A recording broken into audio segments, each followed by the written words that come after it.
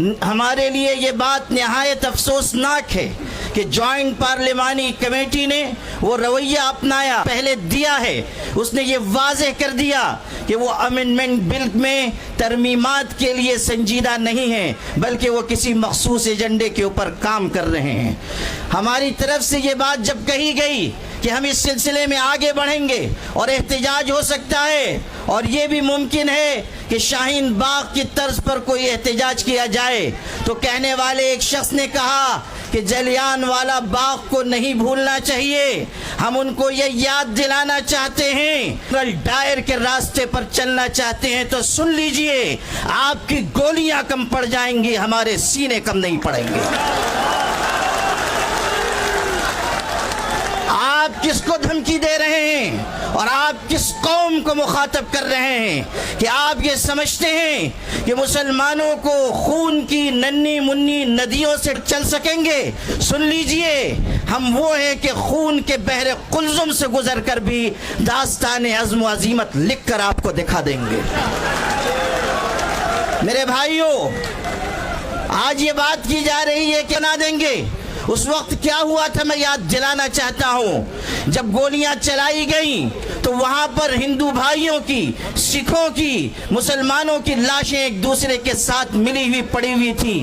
آج بھی ہم اسی راستے پر ہیں اور آپ اگر انگریز کے راستے پر جانا چاہتے ہیں تو سن لیجئے، اتیاچار کرنے والے کبھی اس دنیا میں عافیت کے نہیں گزار سکتے. اگر آپ انگریزوں کا راستہ چننا چاہتے ہیں تو سمجھ لیجئے کہ آپ کا انجام بھی وہی ہوگا جو انگریزوں کا انجام ہوا تھا. آل انڈیا مسلم پرسنل لا بورڈ اس ملک کے مسلمانوں کا سب سے متحدہ اور مشترکہ پلیٹ فارم ہے. اگر وہ یہ آواز دے رہا ہے کہ وقف ترمیمی بل کو واپس لیا جائے تو حکومت کو اس بل کو واپس لینا چاہیے. یہ مت سمجھیے کہ صرف چند ہزار مسلمان جمع ہوں گے اور بات مکمل ہو جائے گی.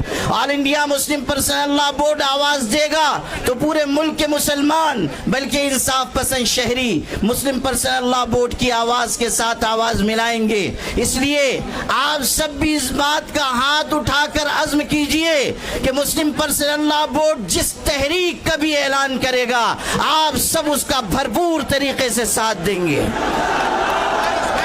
آپ اس روزے کی حالت میں اس بات کا عزم کیجئے کہ ہم انشاءاللہ اپنے حقوق کی اپنے حقوق کی لڑائی آخری سانس تک لڑتے رہیں گے.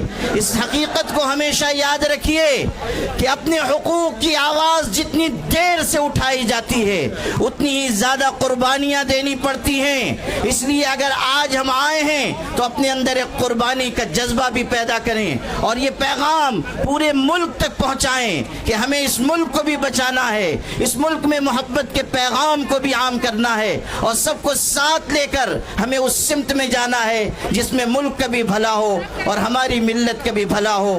آپ کی یہ قیادت جو یہاں موجود ہے اگر آپ اسے بوڑھی اور بزدل قیادت سمجھتے ہیں تو سن لیجئے، آج یہ یہاں بیٹھے ہوئے ہیں لیکن کل اگر اللہ نے ایسا موقع دیا کہ ہمیں اس لڑائی کو آگے بڑھانا پڑا تو آپ دیکھیں گے کہ یہ قیادت قلم اور کاغذ چھوڑ کر ہتھکڑیوں کا بھی استقبال کرے گی اور اپنے سینے کھول دے گی اور آپ کی لڑائی آخری سیڑھی تک لڑی جائے گی. اسی لیے میں یہ کہا کرتا ہوں اپنی قیادت کے بارے میں کہ یہ الگ بات ہے کہ چپ چاپ کھڑے رہتے ہیں، پھر بھی جو لوگ بڑے ہیں بڑے رہتے ہیں.